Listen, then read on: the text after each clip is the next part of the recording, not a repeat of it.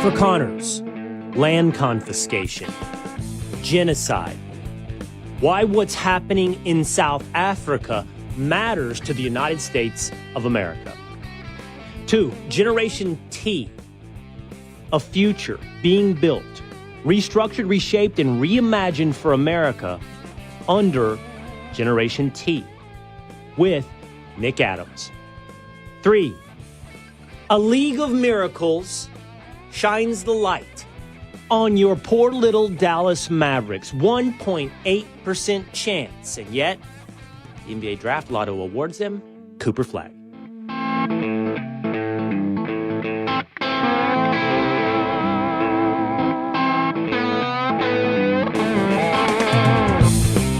It is the Will Cain Show, streaming live at foxnews.com, on the Fox News YouTube channel and the Fox News Facebook page every Monday through Thursday at 12 o'clock Eastern Time. Leave a 5-star review, drop into the comments section, become a member of the Willisha. And if you're listening on terrestrial radio but it doesn't fit your schedule 5 days a week, head on over to Spotify or Apple. Hit subscribe and become a member of the Willisha, where today we celebrate a miracle. Corruption, insanity, rigged. The NBA Draft Lottery awards the Dallas Mavericks the number 1 overall pick in the NBA Draft. And I'm happy for here for it. I'm happy for you. I called it. I predicted it. I pleaded for it. And miracle of miracles with a 1.8% chance, it looks like Cooper Flag will be a Dallas Maverick. We'll not hold our breath. We'll not rest easy. We'll not sleep easy because Nico Harrison is still in charge of the Dallas Mavericks. And it's possible he could trade the rights to Cooper Flag for a 32-year-old role-playing defender and a bag of stale peanuts to the Los Angeles Lakers. We'll have to wait and see. But for now, it looks like there's hope. And I introduced several questions to my audience. Would you would you consider trading Cooper Flag, the overwhelming number 1 pick in the NBA Draft, a franchise cornerstone, for, say, the Milwaukee Bucks, Giannis Antetokounmpo? Or would you trade Cooper Flag to the Los Angeles Lakers for Luka Doncic? We're going to get into the corruption. We're going to get into the miracle. We're going to get into what it all means for the NBA and the Dallas Mavericks and the trade of Luka Doncic coming up today in story number 3. We have a fun interview today with the author of a brand new book, From Mar-a-Lago to Mars, President Trump's Great American Comeback. Nick Adams joins us on the Will Cain Show. But amidst all this glee and this glory, amidst all this fun I can't wait to get to, let's deal with some serious issues. Let's deal with story number 1.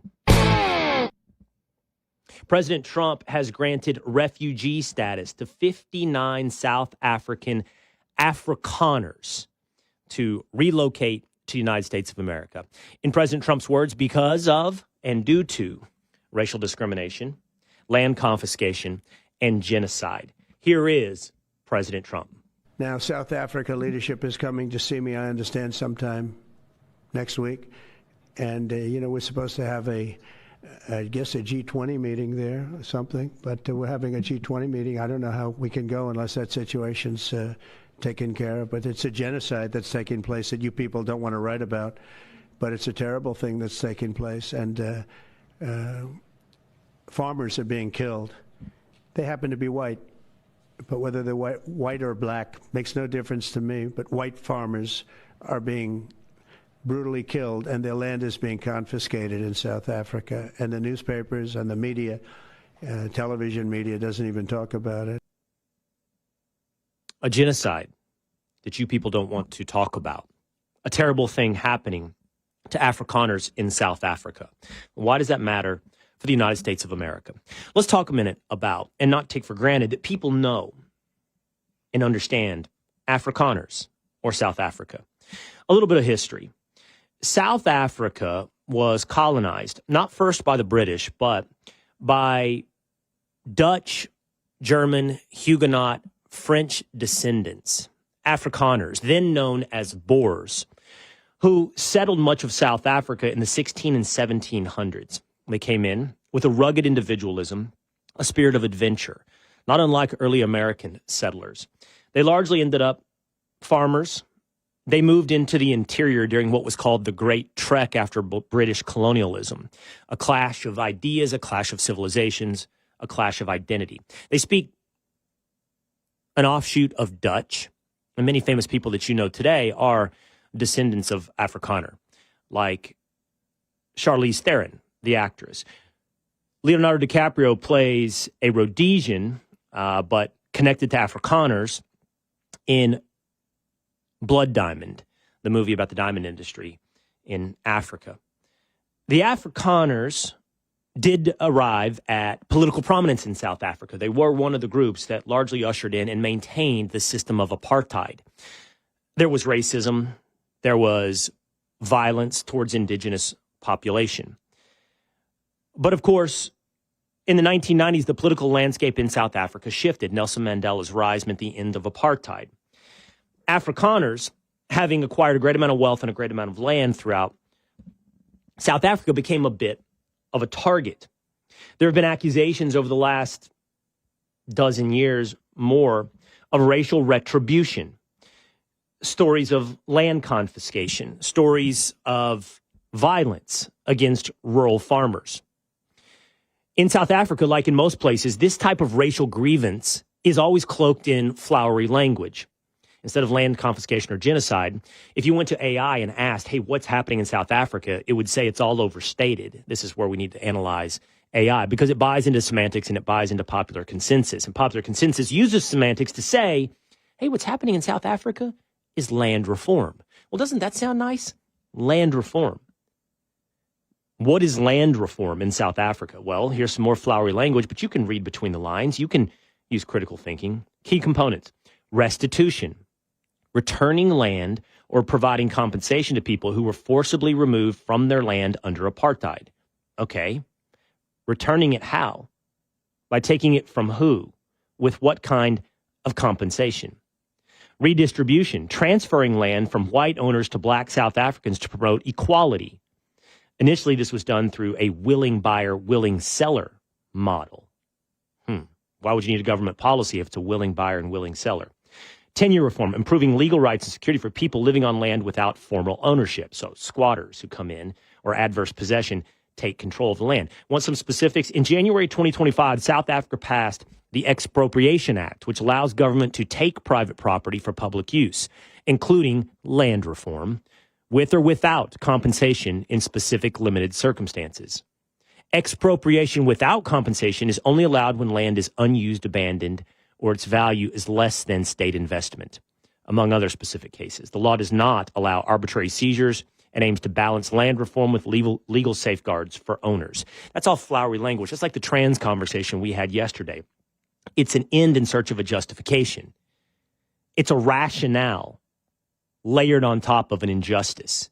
Oh, how much testosterone have you had your hormones reduced by? How long have you been on hormone replacement therapy? Oh, you're a woman. 12 months? Cool. Go beat up on some girls. Oh, here is a legal process where we will evaluate the state investment versus the current value. Oh, here is a little bit of compensation, and we're going to call this land reform. But we're taking land from landowners. Now, you can always play the rotten fruit of a poisoned tree. Of course, at some point there was racial injustice dating back 100, 200, 300 years.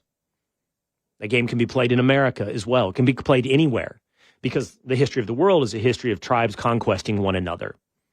You come in, you can say, okay, is this conquest? Well, then own it. Be honest. Is that what's happening? It's reverse conquest? In which case, yes, 59 refugees would have a home in the United States of America.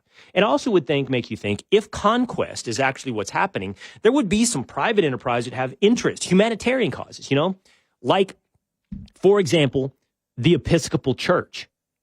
But no, that's not the position of the Episcopal Church. Here's an NBC headline. Take a look at this. Episcopal Church says it won't help resettle white South Africans granted refugee status in the United States. In it, a bishop is quoted as saying the following. The bishop says, in light of our church's steadfast commitment to racial justice and reconciliation and our historic ties with the Anglican Church of South Africa, we're not able to take this step. Accordingly, we have determined that by the end of the federal fiscal year, we will conclude our refugee resettlement grant agreements with the U.S. federal government. So the Episcopal Church can see within their heart and faith and commitment to God to resettle refugees from, Afghanistan, Venezuela, but not white farmers, in the most honest approximation, being subjected to conquest in South Africa. Why? Well, because we're dedicated to equitable racial grievances. What does that mean?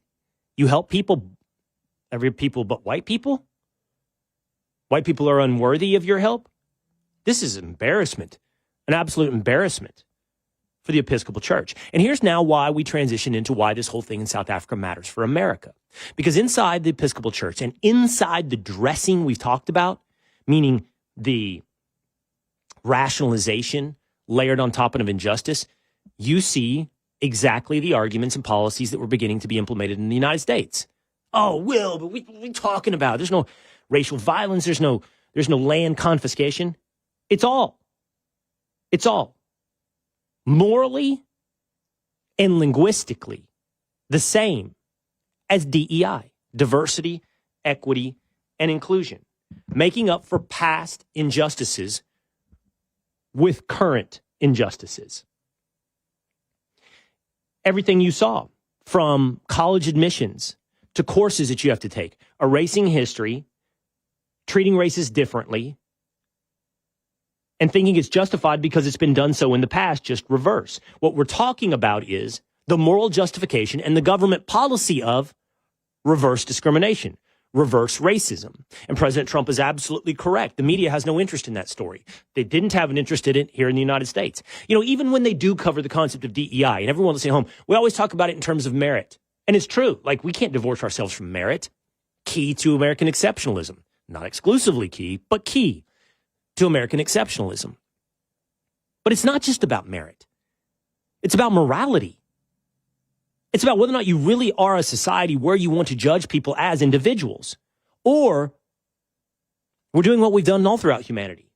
Tribalism, often on superficial levels, like the color of your skin, but cool one direction and uncool the other direction. It's okay if it's an aggrieved minority. But that's not the case in South Africa. You're talking about a majority. So what is the tie that binds? What is the North Star, if there is one, that guides all this? Anti-Western civilization? Anti-white? What is it?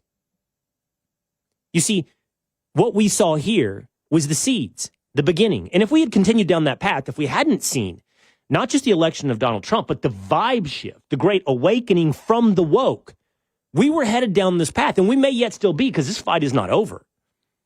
To go down this immoral path will inevitably end you in a place where they're not yet arrived in South Africa, but they're well on their way. And that path, as all tribalism and racialism has always led to, ultimately is a path of grotesque violence. Not little violence, grotesque, genocidal violence. And shame on a church, and shame on a government, and shame on a politician that thinks you can dress that up in flowery semantics like land reform or DEI. Nick Adams has a new book out called From Mar-a-Lago to Mars. We want to talk to him about what he sees as a shift in the future of America thanks to Generation T. We also want to ask him about Stephen A. Smith, Jasmine Crockett, David Hogg, and Joe Biden's wheelchair. Coming up on The Will Cain Show.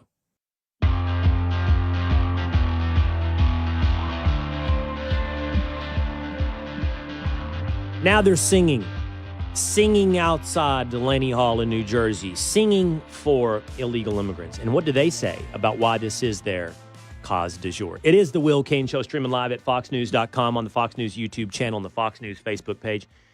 Hit subscribe at Apple or on Spotify. Jump into the comments section, and you will hang out with us, like as is Nick Adams, the author of a new book, Mar-a-Lago to Mars, the comeback, President Trump's great American comeback. What's up, Nick? Charles Williams Cain. It is always a pleasure. Great to be back with you.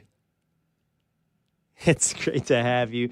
I love that. I love that he knows my full name and addresses me formally. That is a sharp fuchsia jacket that you have chosen to wear today.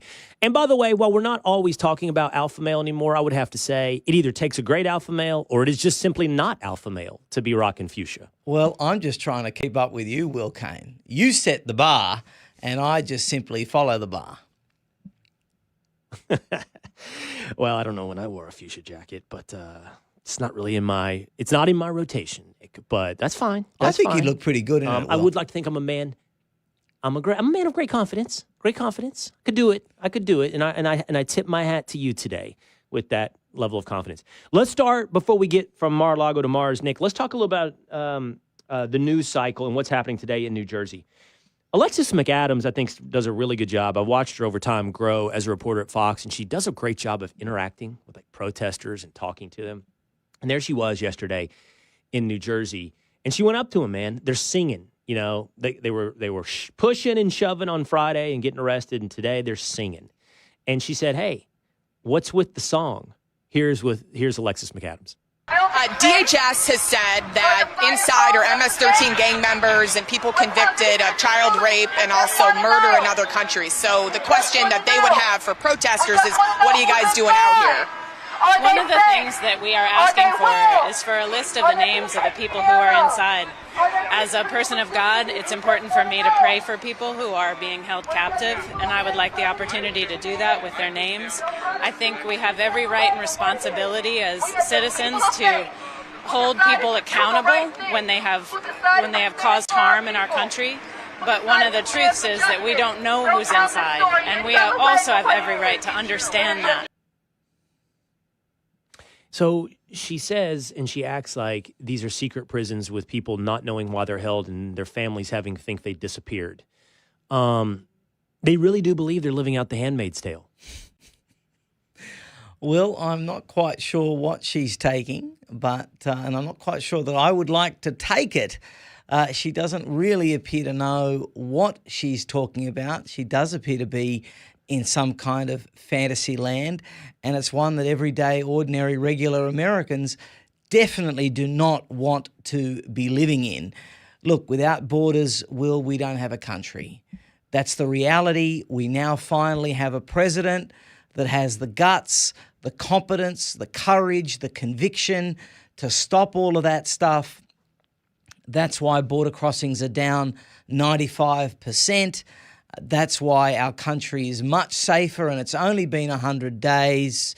And let's hope that it's only going to continue, because what we need is Americans to feel relaxed and comfortable that their country is secure, that their children are going to be safe, and that we can go along and with our lives in a great way. Yeah, and it's incredibly popular. To your point, border crossings down 95%, and it's time to deport the bad guys. Simply, the bad guys. AOC, by the way, Nick, thinks there's a different set of bad guys. Here is AOC. If anyone's breaking the law in this situation, it's not members of Congress, it's the Department of Homeland Security. It's people like Tom Homan and Secretary Kristi Noem. You lay a finger on someone, on Representative Bonnie Watson Coleman, on Representative or any of the representatives that were there, you lay a finger on them, we are going to have a problem. So that's your that might be your leading presidential candidate from the left, from Democrats. Did you see the video from Friday, Nick? Congresswoman LaMonica Ivor, for one, she seemed to be doing the initiation of physical contact with members of DHS. I sure saw it. And look, obstructing law enforcement, Will, is a very serious matter. And if we had truly equal justice, those insurrectionists on Friday would be arrested and thrown into jail. Democrat DAs are not willing to take up these matters, and it is a big, big shame, and it's got to change. What we saw on Friday was absolutely disgraceful. For AOC to be out there promoting the fact, almost threatening, to be quite honest with you, is just beyond the pale. Speaking of that popularity, let's take a moment and let's interweave into our conversation what you've written about in From Mar-a-Lago to Mars. You've popularized and you've forwarded this idea that President Trump, as we have talked about extensively here, hasn't just reimagined the Republican Party, but a new era for America. And you talk about it being led by Generation T. What is Generation T? Generation T is Generation Trump. We've heard of Generation Z. We've heard of Generation X, millennials. Generation T is a group of people, Will, that have really come to be formed in the last decade that Donald Trump has entered political life. And they have seen his courage. They have seen his testosterone. They have seen his devotion to them, his willingness to sacrifice always for the American people. And so you now have a generation that understand this man, understand the virtues associated with him, and they try and apply the same principles and virtues that they have seen President Trump embody and exemplify over the last few years and apply it to their own life. So I wrote this book, Will, because what I really wanted to do was provide a manual on how to win on the battleground, on the battlefield of life, because we can learn so much from Donald Trump, from all the adversity that he didn't just survive, but he thrived despite of it. We're talking about someone, Will, that was censored, deplatformed. They tried to bankrupt him. He was impeached twice, arrested, sued, indicted, and throughout it all, he never once took a backward step, never compromised a single solitary inch. In one word, it's courage, connected to devotion, connected to sacrifice. None of this ever remotely even deterred him from his willingness to fight for the ordinary American people that had been abandoned by America's political elite. So Generation T is a generation that has seen, observed, watched, and as a result, really been formed by President Trump. You know, I'm sitting here listening to your answer, and I was going to ask you what those virtues were. You ended up laying them out, courage and devotion. And I think to myself, as I often do, what would somebody that disagrees with you say? And I know what they would say because they've been saying it for well over a decade. And that they would say that President Trump is driven by ego and narcissism, that he is driven out of his own personal gain, whatever that may be. If it's pecuniary, it's pecuniary. If it's ego, it's ego. But I would have to say, if we were to steelman that proposition, if we were to say, okay, it is those things that drives Donald Trump, well, that would still make him a massive outlier because most of the narcissists that we can point to generally do not have a level of resilience and dedication over a period of time to match what we just saw from Donald Trump. So whether or not that's Andrew Cuomo or Gavin Newsom or any other politicians that you would say display an obvious level of narcissism, right? The first or second or third controversy that confronts them shrinks them, either in the public eye or in their own internal fortitude. And that hasn't happened with Donald Trump. In fact, it has reinvigorated his sense of purpose. And all I would say then is it would make you step back for a second and go, well, then maybe it's something more than narcissism, you know, because no other narcissist has even been able to manage this level. I mean, even if you hate Donald Trump, you have to say this level of adversity. And therefore, if that's the case, if it's ahistorically doesn't have a marker to compare, maybe it's something deeper that motivates him. Maybe it is devotion. Well, I don't know many narcissists that would be willing to spend time in jail. I don't know many narcissists that would be struck by a bullet and then leap to their feet and carry on. This is a man that has given his life. Well, he could be with you and me on a Greek island, sipping ouzo, being fed grapes by some scantily clad lady having a great time. That's what he could be doing. But instead, he's got the money, he's got all the accomplishments, he's got it all. But instead, he decided that he would leave his business empire behind. He decided that he would leave his career as a beloved entertainer behind. He decided he'd leave a good and happy life behind to push back against the decline that many felt was inevitable. When he first said, "Make America great again," Will, he was doing the opposite of what most politicians do. He was telling us the truth. He saw that we were losing that which made us great. And he didn't just set about to restore America's national greatness, which would have been epic enough. What he decided to do was make America greater than it had ever been before. No man in modern history has been through as much adversity as Donald Trump. And yet every single time, every setback became a setup for a comeback. He would get stronger and stronger. And that's not narcissism. That's not ego. That's passion. That's courage. That's devotion. That's sacrifice. And to your point, it's at a point in life when most people slow down, when most people choose the easy life. And we don't begrudge them that, because life is physically harder at age 78 or 80 than it is at age 35 or 45. And we saw that exact thing happening with the previous president, slowing down. This is from, Nick, a new book, Original Sin, by Jake Tapper, and I believe it is Alex Thompson. And here's a pull quote from Original Sin. Biden's physical deterioration, most apparent in his halting walk, had become so severe that there were internal discussions about putting the president in a wheelchair, but they couldn't do so until after the election. Given Biden's age, his physician also privately said that if he had another bad fall, a wheelchair might be necessary for what could be a difficult recovery. That all was, of course, hidden from Americans. That was covered up by the media. And we were on the verge of a president, and not that it's disqualifying, we had FDR, but it's relevant to Americans to know we had a president on the verge of a wheelchair. Well, that revelation in the book, Will, for anybody that's had eyes and ears over the last 4 years, will not come as a surprise. I mean, it was very clear.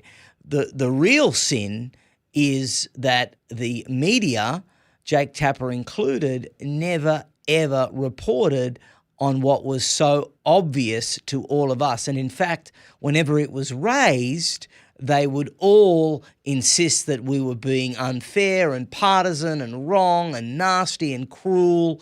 But you're right, it was a very relevant fact. President Biden didn't have the physical or cognitive abilities in order to remain president. Why he wanted to continue is beyond me. Probably had something more to do, I think, with Jill Biden than perhaps him, because she also needs to take the blame here for not doing something, given that she would have clearly known what Joe Biden's real state was. So the media and Jill Biden and the Democrats, they really have so much to answer for here. Thankfully, it's all in the rearview mirror now because of the 2024 landslide that returned President Trump to the White House. But it was a very disgraceful set of behaviors that were exhibited by this lot. Let's stay on the left for a minute together, Nick, here with Nick Adams. Only for Stephen you, A. Will. Smith has noticed the rise of Jasmine Crockett, Congresswoman Jasmine Crockett. And this is what he has to say about the new star of the left. I've listened to Jasmine Crockett. Both AOC and Jasmine Crockett are welcomed on this show. I respect the hell out of both of them. I'm not here to disrespect anybody. I'm only talking about what strategy is going to work. When I hear Jasmine Crockett talking about how I'm just against all things and everything Trump, is that legislating? Isn't it an obligation that you have to come up with something? If the other party is in office, you have to go from thinking that you're going to get what you want if your party was in the White House. and instead transitioning to how can I work with the other party to get some of what I want, because I know I'm not going to get most of what I want because they won the election. Now that is a man that would wear a fuchsia suit, Nick. And he's almost as good looking as me. Will, look, I agree with President Trump. Stephen A. Smith is a smart man, and he perhaps is too good to enter the Democrat primary, which will be a den of vipers. I mean, the Democrats love to rig everything, and particularly against one of their own. Maybe Stephen A. Smith would be better off running as a Republican.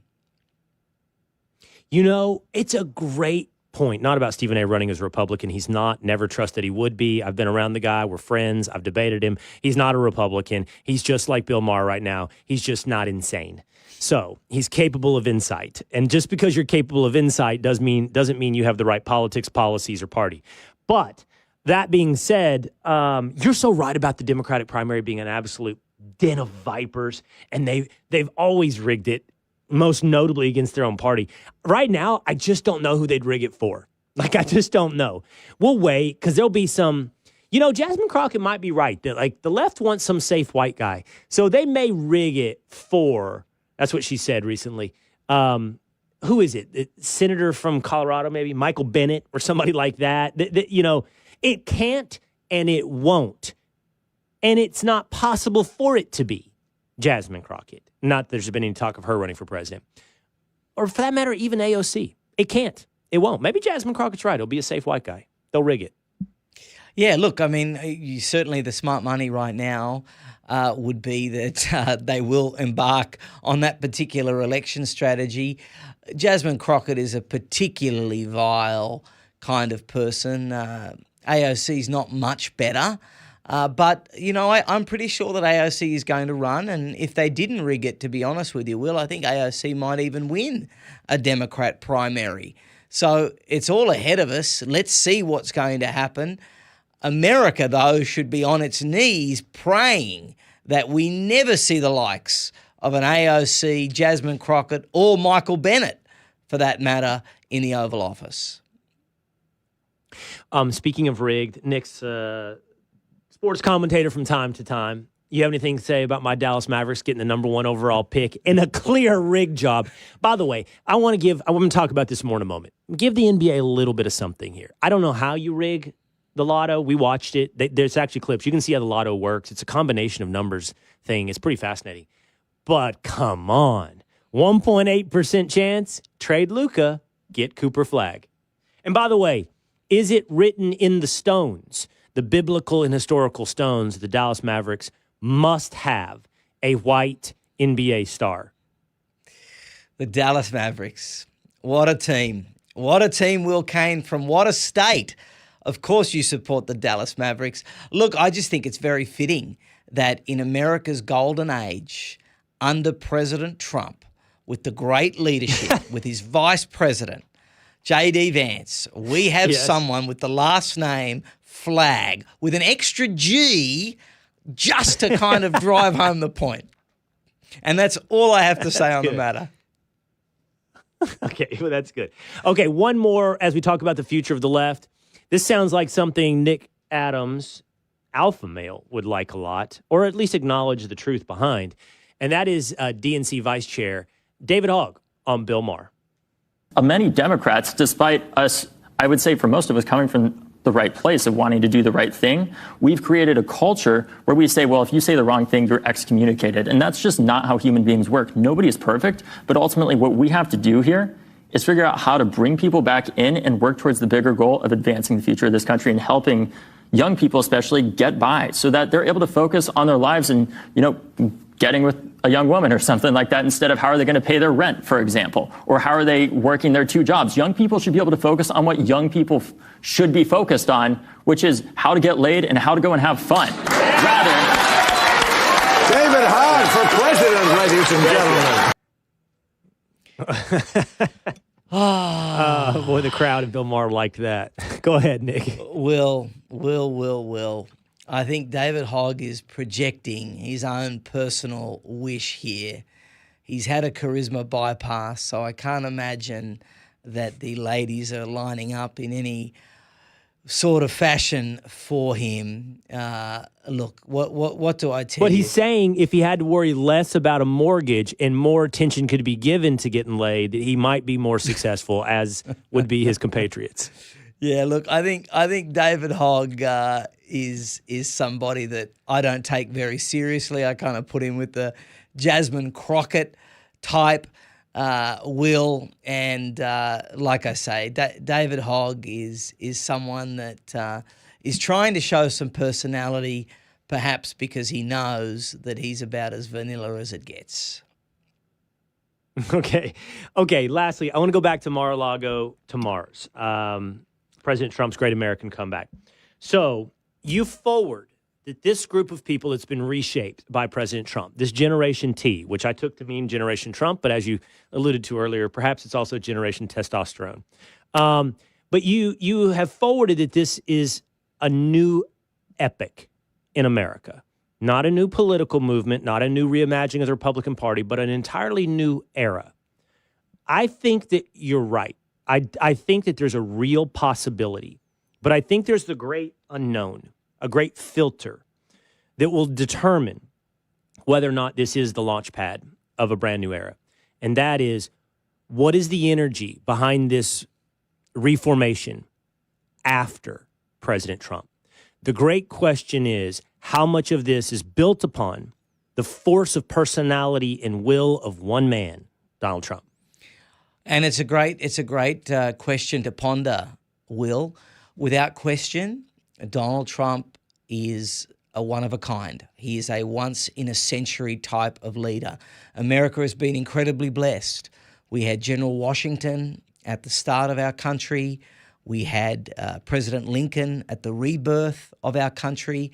And we now have Donald Trump at the rejuvenation of our nation, right on the eve of our 250th birthday. There is no doubt that one of the things that all Republicans that precede President Trump are going to struggle with is that they're all going to come off not as exciting as him, because few can kind of match that really American icon thing that he has going for him. But I know that President Trump, and I write about this in the book, I know that President Trump understands legacy. His father was an incredibly important part of his life. It's got a photo of him behind the Resolute desk. So President Trump is going to set up J.D. Vance or whoever it is who's going to carry on the baton of the America First movement. And I think that even though Donald Trump is such a ubiquitous force in this, and it's hard to imagine his doctrines kind of continuing without his personality, I actually think that we're going to do it because he's given us a roadmap. And more than that, he's taught us how to fight, Will. He's taught us how to fight and how to win. And all of these young guys, whether it's our good friend Pete Hegseth, Secretary Hegseth, whether it is Marco Rubio, Secretary of State, J.D. Vance, these guys are getting the most amazing training up close and personal with a guy that is at least once-in-a-century type leader. And they're going to learn, they're going to see, they're watching, they're observing, and I'm telling you what, I think America is going to be in very, very good hands. I have, and I will be inviting J.D. Vance to watch the University of Texas against the Ohio State Buckeyes, Game 1 on Fox this coming college football season. I hope that we get to watch that together.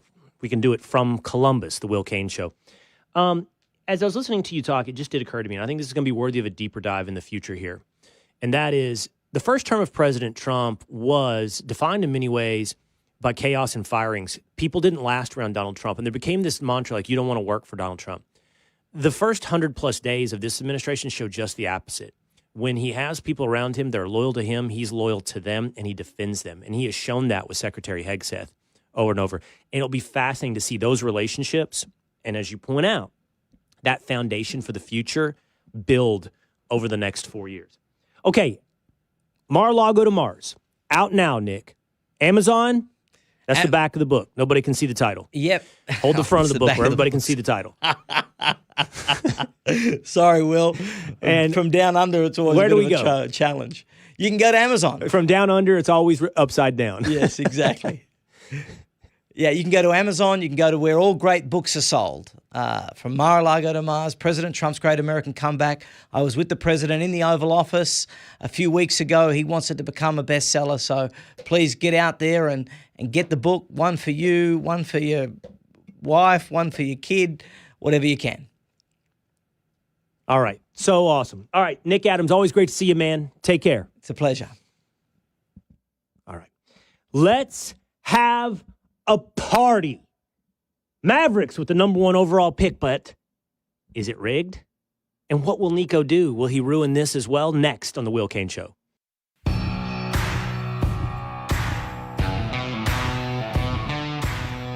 A rebirth, a renewal of hope in Dallas.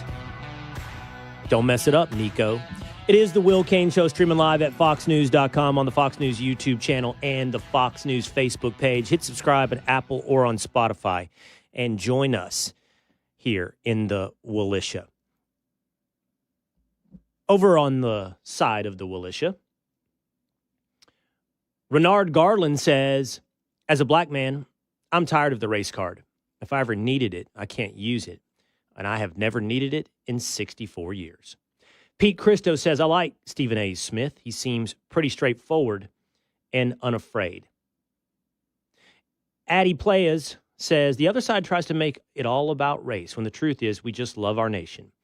It's unfortunate. And finally, bottom line, Caroline says, is the protester in New Jersey going to pray for the victims of these perpetrators that are detained as well? Meanwhile, last night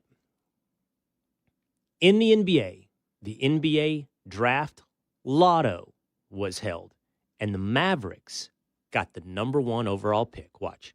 The second pick will be made by the San Antonio Spurs, and that means that the number 1 pick in the 2025 NBA draft goes to the Dallas Mavericks.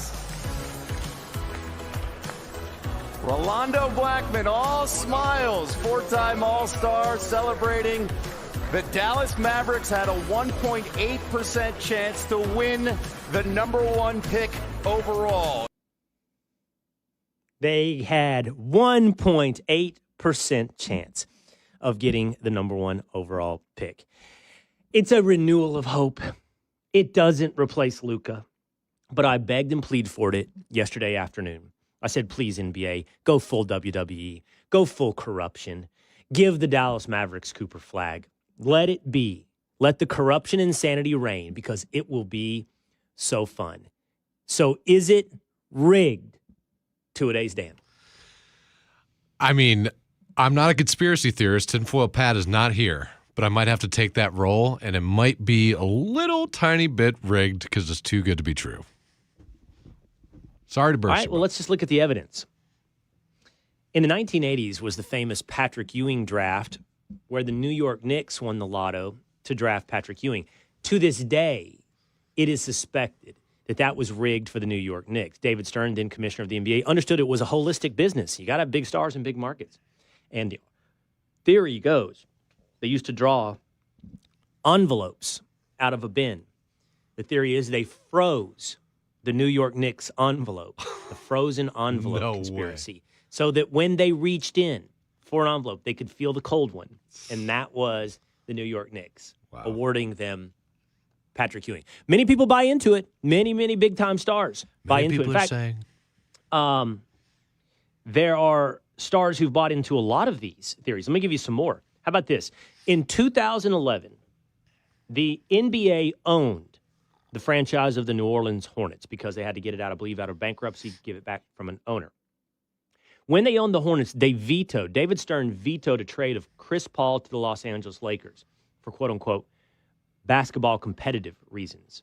But then, afterwards, the Hornets got the number 1 overall pick in the NBA draft lottery. That became Anthony Davis.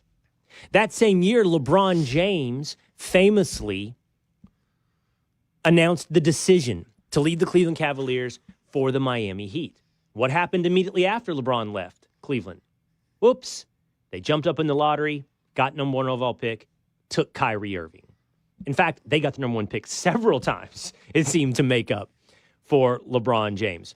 Then again, after Anthony Davis was forced to be traded from New Orleans to the Los Angeles Lakers, who got the number 1 overall pick again, jumping from, I believe it was number 7 to number 1 in odds, the New Orleans then Pelicans. And they picked Zion Williamson. It's happened. The key seems to be, in this league of miracles, as said by Joe House on the Bill Simmons podcast, trade your star. Trade your star to the Lakers. Get the number 1 overall pick. People are saying the deal was made to the Mavericks. Hey, we need better ratings in Los Angeles. We need a superstar with LeBron to inherit the place after LeBron. Hey, Mavs, trade Luka to L.A. We will give you the number 1 pick. We'll give you Cooper Flag. So, does that sell it for you two-a-days? I don't know. All I can think about is just conspiracy music. I don't know. It doesn't really sell it for me that much. But I have a question for you. Well, the music helps. I know. I have a question for you. Is it time to get rid of the NBA lottery draft? Well, here's how the lottery does work. You know that there was like 3 or 4 teams that tanked this season. And the lotto is designed to disincentivize tanking. Yeah. And the Mavericks got first, the Spurs got second, and the Sixers got third. They were not your top 4 teams with the highest odds to win the lotto. Those teams tanked, and they didn't end up with it. They ended up with 4 through 7. So it serves its purpose. Now, you could argue, well, the draft should work like the NFL. It's a socialist scheme designed to help the worst and the least among us, and therefore you should get the number 1 overall pick. But I don't know. I mean, obviously don't ask me this today because I don't care if it's corrupt. I don't care if it's rigged. It's rigged for a good cause, and that is Dallas is the number 4 media market in the country, and we were done wrong, our fans. Now, Nico doesn't deserve this. He doesn't deserve this joy. In fact, this kind of makes you bitter when you see the way Nico Harrison and the Dallas Mavericks executives reacted to getting the number 1 overall pick. They're very excited. They are overjoyed. They are celebrating and high-fiving Nico Harrison at the center. People talking about the redemption for Nico Harrison. He doesn't deserve it for the horrific trade of Luka Doncic, but the Mavs fans do. We've been put through the absolute ringer. Now, because of that, it's kind of interesting. This came up. I immediately started thinking this because, all right, who is Cooper Flag, first of all? Of course, Cooper Flag is 18 years old. He's from Duke, and he's probably the biggest draft prospect since Zion Williamson. In football, we always talk about the John Elway, Peyton Manning, Andrew Luck level of number 1 overall pick, which is different than the Cam Ward level, which we saw this year, right? A higher level of number 1. Cooper Flag is not your everyday number 1 overall pick. He is higher. And I texted some friends who cover the NBA, how high? Like, what is he? He's not Victor Wembanyama, the San Antonio Spurs kid from a year ago. No, they said, but that kind of guy comes along once every 10, 15 years.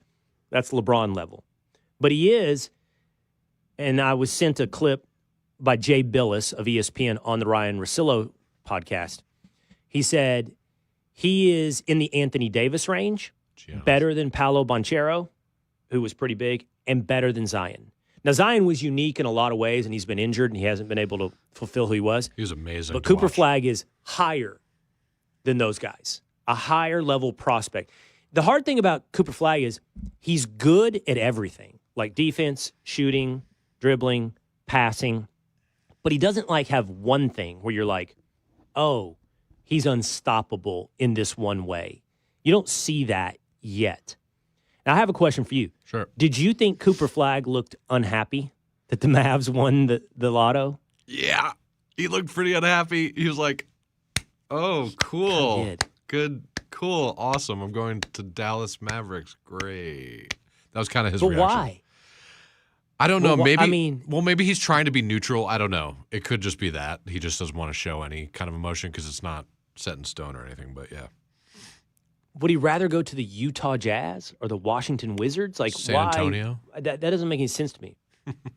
Well, here my thought is, when I saw the interview, he was interviewed afterwards, and he showed no emotion, and he dodged everything, and people are like, "Oh, he does not want to be there." I actually saw what you saw, that he's trying to be neutral, and you have to be neutral because he's not yet.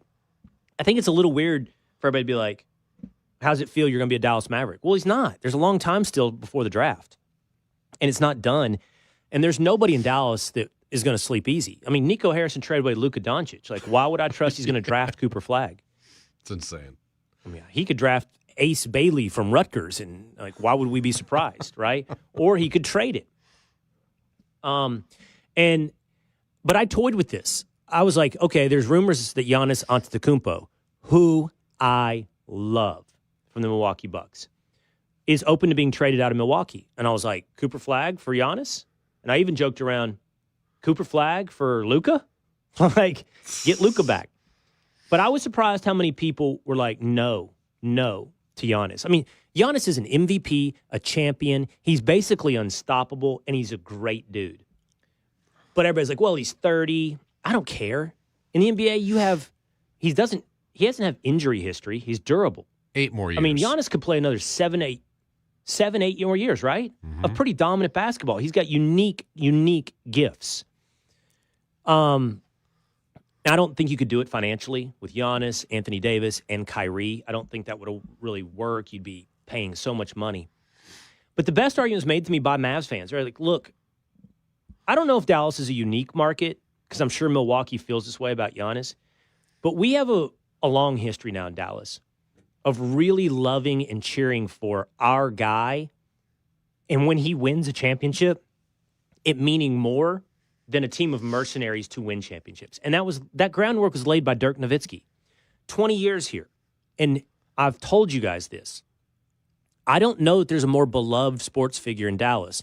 Maybe only Roger Staubach. And that's getting pretty old, right? That's a long time ago. Troy. But I would say Dirk is probably more beloved even than, it's close with like Aikman and Emmett and those guys from the Cowboys 90s. Because of the loyalty that he showed to Dallas. And that's what hurt so bad about Luka. It felt like Dirk's story reborn. And every indication is Luka wanted to stay in Dallas, was buying a house in Dallas, and a new house, and was going to be here for another 10 years, from age 25 to 35, which would have given us 15 years of Luka. And if we got 1 or 2 championships out of that, that would be a dream. And so the argument made to me is we need our guy. And Cooper Flagg could be that guy that we fall in love with, ride the highs and lows with for the next decade plus, and you don't trade that for 5 years of Giannis. Go ahead, Tude. By the way, why did I just think Luka was way older than 26 years old? I don't know why. I thought he's been in the league for like 15 years. That's crazy to me. He's only 26? Man. Holy crap. Thus highlighting the insanity and stupidity of trading him. You know, he's just now entering his prime. So I get that. We want our guy. And I got to tell you, I love the idea of Kyrie, Anthony Davis, and Cooper Flagg. That makes sense to me. He's a young guy. He's 18. He doesn't have to be the alpha. Kyrie's the alpha, complimenting Anthony Davis. And by the way, that gives the Mavericks, this is deep sports talk that I know you all love, that gives the Mavericks a heavy front court, like 5 guys, like Derek Lively, Daniel Gafford, P.J. Washington, Anthony Davis, Cooper Flagg. You can't get minutes for all those guys. So now they have to trade. And they could get another really good player for one of those guys. And all of a sudden, what was so depressing is full of hope in Dallas. The thing, by the way, people are giving Nico credit. Remember, this had nothing to do with the Luka trade. Yeah. Like, this isn't they didn't get this pick from the Lakers. They get a pick, I believe it's in 27 from the Lakers, the one pick that they got. So this pick, it is connected to Luka only in this one way. If the Mavericks had kept Luka, they wouldn't have been in the lottery. I believe that. They would have been in the playoffs, and they wouldn't have even been in this lottery. But think of the events that had to happen. They traded Luka, Anthony Davis got hurt, then Kyrie got hurt, and all that led up to them with their 1.8% chance in the lottery, which they won. So Miracle or rigged, I don't care. I want Cooper Flag in Dallas. So there's a greater than zero chance the Mavericks ownership or some element of it is listening right now. There is a greater than zero chance. And what I will say is, walk into that office, look Nico in the eye, and say, you are drafting Cooper Flag. There will be no discussion. This is the future of the Mavericks. And if there is any pushback, buy the first plane ticket out of Texas. That's going to do it for us today here on The Will Cain Show. We appreciate you hanging out with us. We'll be back here again tomorrow. Same time, same place. I'll see you next time.